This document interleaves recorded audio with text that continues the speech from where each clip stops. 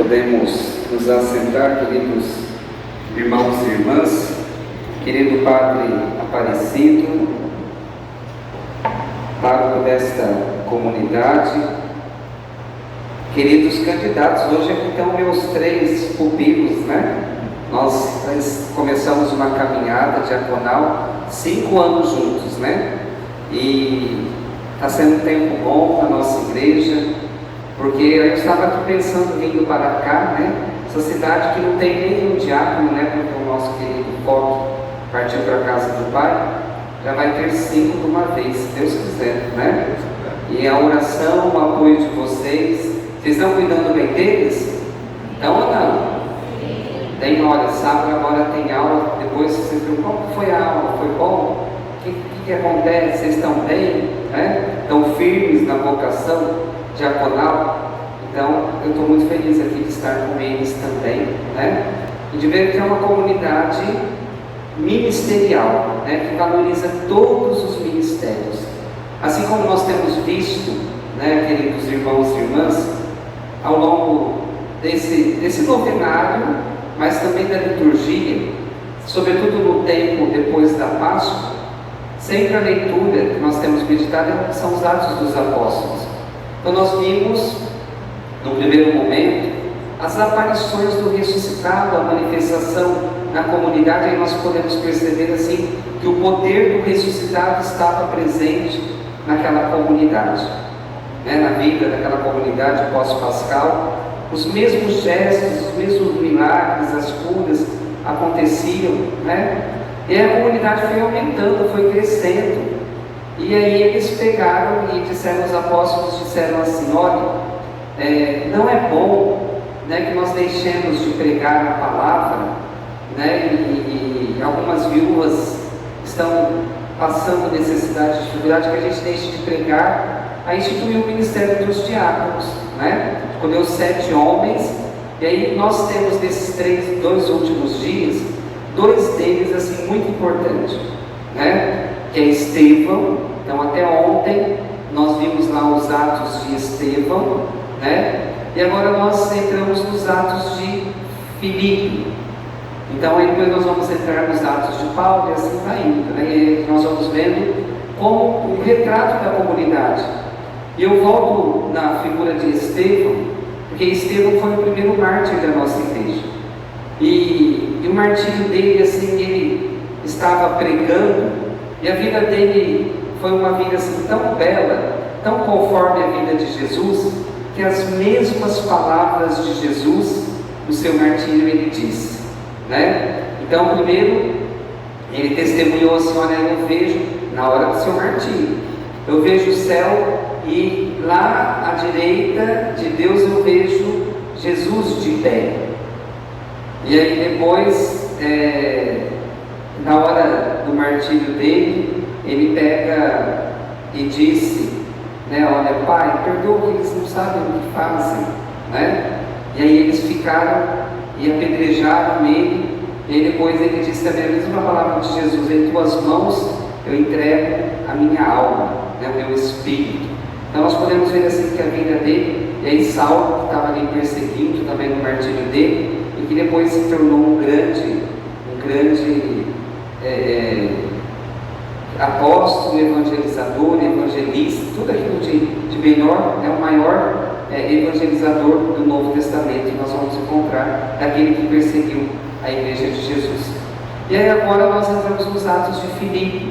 Nós estamos no capítulo 8 dos Atos dos Apóstolos, e para mim esse texto ele é de uma profundidade, queridos irmãos e irmãs, tão grande, porque aqui nós podemos ver assim uma igreja, como é a nossa igreja, como deve ser a nossa catequese, como deve ser a nossa evangelização, né? Aqui nós podemos ver nesse eunuco todo um processo de iniciação à vida cristã. E foi uma coisa assim tão do Espírito, e aqui nós podemos ver, e é bem oportuno esse texto de hoje, a ação do Espírito Santo na vida da igreja. Filipe, né, ele, claro, depois da morte de Estevão, aconteceu a dispersão. Algo de bom serviu, porque o Evangelho começou a expandir para toda a Judéia, a Galileia, e ele recebeu, né, olha, você desce lá, né, para o deserto, e você vai para onde eu te mandar. Ele poderia ser resistente e dizer, Senhor, né, o anjo tinha dito para ele, mas o Espírito o conduziu, e ele foi, e chegando, tinha lá, nós vimos um ministro da rainha Candace, um etíope, né, um africano. Então aí nós podemos ver assim como que a comunidade ela vai crescendo e ela vai se abrindo e vai acolhendo a todos, né? Então esse etíope estava ali, aí o Espírito disse para ele, olha, aproxima-te daquele carro. Ele aproximou, viu alguém lá lendo o livro do profeta Isaías, que é o 4º cântico do profeta Isaías, e ele pegou e disse assim, você sabe o que você está lendo? Ele falou assim, como que eu sei? Você entende isso daí? Se ninguém me explica. E aí, a partir daquele texto do profeta Isaías, do servo sofredor, ele anunciou a pessoa de Jesus. Ele anunciou a pessoa de Jesus de maneira assim, tão profunda, que ele conseguiu fazer com que aquele etíope, ele entrasse no mistério de Jesus, que ele tivesse sede de Deus. Tanto é que, por fim, ele pega e diz assim, olha, aí eles chegaram para um lugar onde tinha água, ele disse, aqui tem água, o que impede que eu seja batizado? É que nós podemos ver no processo da iniciação à vida cristã, que teve a palavra pregada, anunciada da igreja, o sim dele, né? Ele aceitou a pessoa de Jesus, ficou encantado por Jesus, olha, eu quero ser de Jesus, eu quero mergulhar, eu quero essa vida nova. Eu nunca senti o que eu tinha sentido até agora na minha vida. Ele era um ministro importante, podemos dizer, vamos chamar o ministro da economia lá da rainha, da Etiópia. E aí ele foi batizado, né? E depois Filipe foi arrebatado. Então assim, ele disse, nós vimos ali a palavra da igreja, a água, o querer dele, e ele se tornou um filho de Deus, um discípulo muito amado de Jesus. É bonita essa história, né? Que assim tem que ser o nosso processo catequético.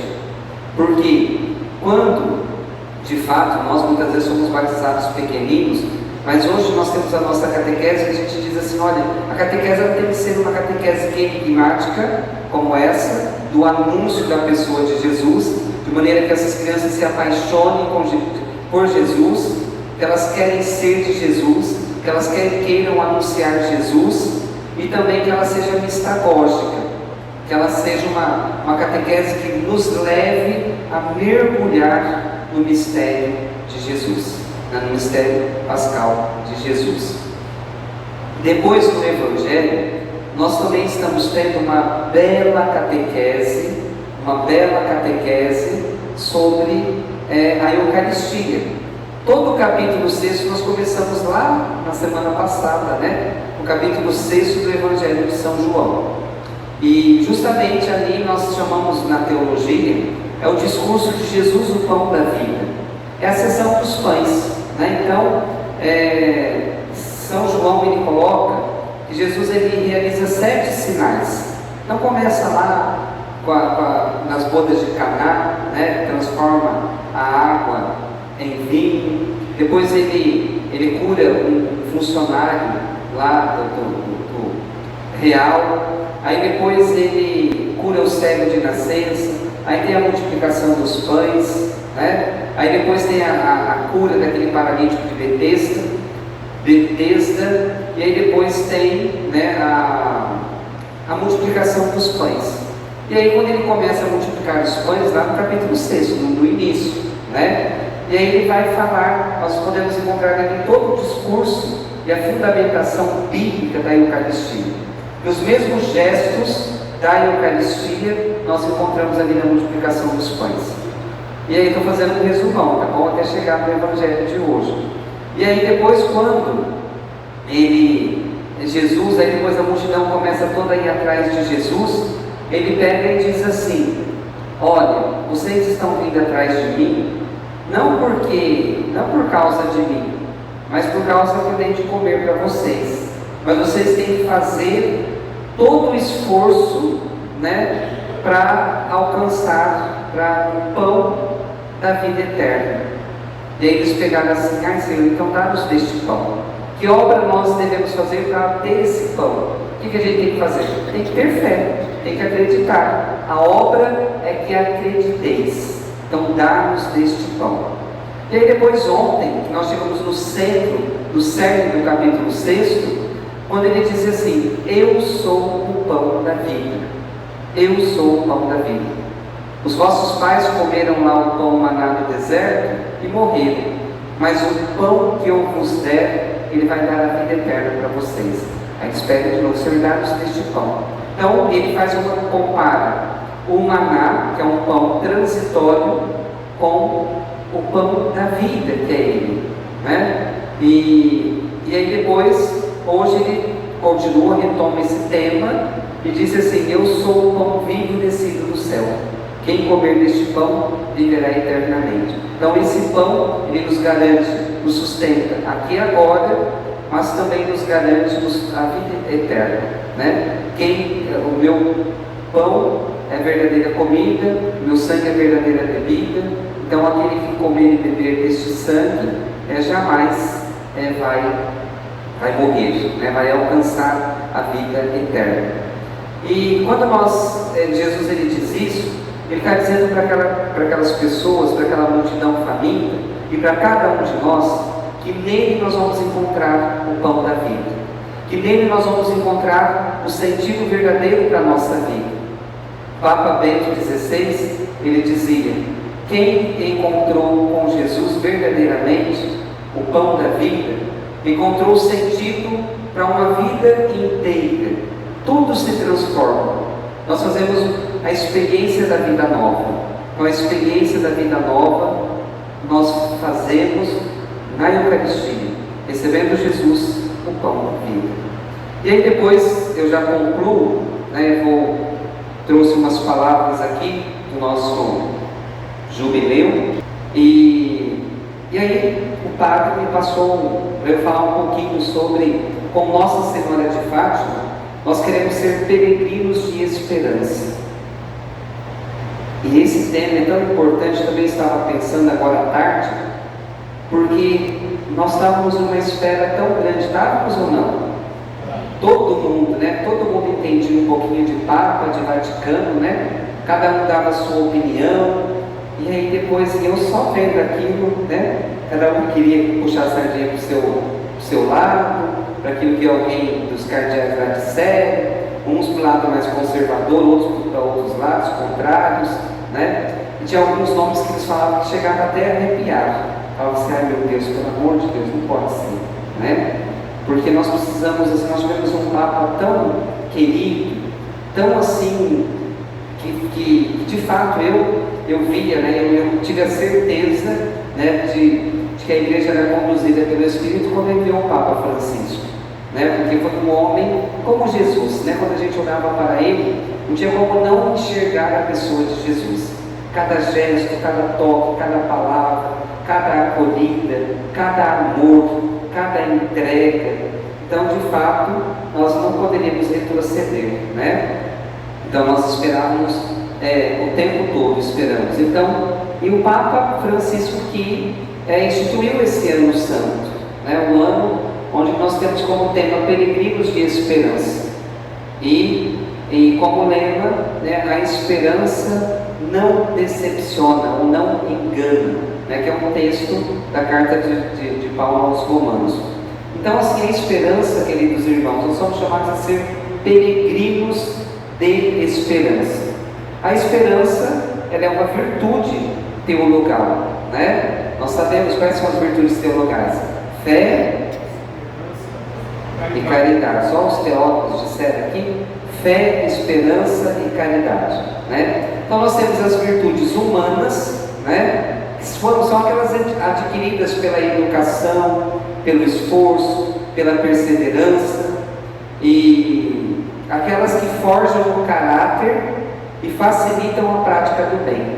Só que essas virtudes humanas, elas se fundem nas virtudes teologais. As virtudes teologais são aquelas que se referem diretamente a Deus. elas são infundidas por Deus na alma dos fiéis. Então nós devemos rezar, nós devemos ter que rezar pedindo: Senhor, dá-nos, aumenta a minha fé, a minha esperança, a minha caridade, o meu amor, né? Porque é Deus que infunde nas nossas almas, né, essas virtudes, para nós sermos capazes de agir como seus filhos e também para merecer a vida eterna. Então, quando o Papa Francisco instituiu esse ano santo, o ano da Peregrinos de Esperança, ele quer que todos nós vivamos como filhos de Deus e que nós também alcancemos o céu.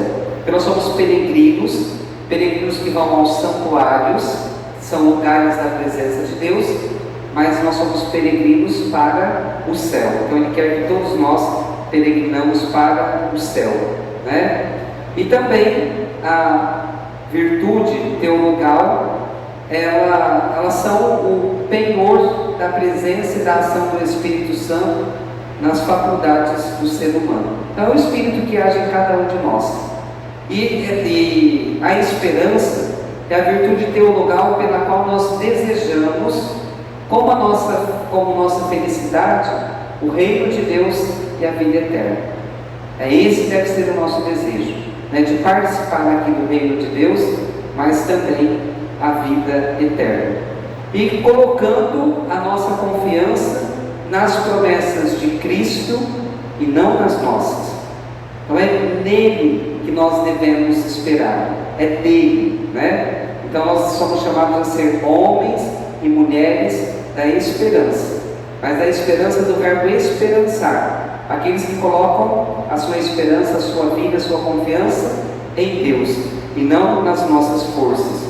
E a esperança cristã, ela retoma e realiza a esperança do povo eleito, que tem como modelo na esperança Abraão. Abraão foi um homem da esperança. Ele acolheu esse chamado e foi em busca das promessas de Deus.